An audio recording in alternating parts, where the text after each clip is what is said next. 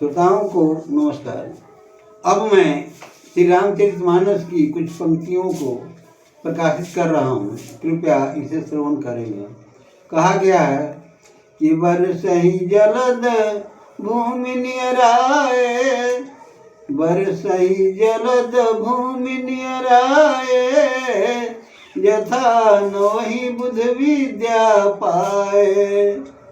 जब बादल जमीन के पास आके बरसता है तो कहते हैं तुलसीदास कि बरसहि जलद भूमि नियराए।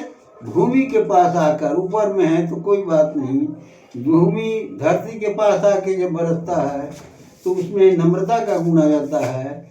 जैसे कहा गया है कि यथा नवहि बुध विद्या पाए। बुध मन बुद्धिमान या ज्ञानी विद्या पाकर जैसे नम्र हो जाते हैं, तो वैसे ही कहता है कि वर्षा का जल, जल प्रकृति में कई चीज़ें हैं। आप ध्यान देंगे कि नदी है, वृक्ष है, गाय है, ये तीनों परोपकार के लिए होते हैं। कहा भी गया है कि परोपकाराय फलन्ति वृक्षा, परोपकाराय दुहन्ति गावः, परोपकाराय बहन्ति नद्यः, परोपकारार्थम इदं शरीरम।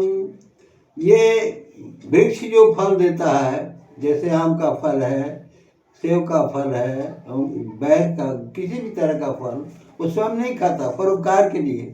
और जो नदी में जल बहता है वो परोपकार के लिए नदी में जल बहता है। और पक्षी, मनुष्य, पशु सभी जल पीते हैं। और गाय जो दूही जाती हैं तो गाय स्वयं दूध नहीं पीती, वो परोपकार के लिए ही होता है।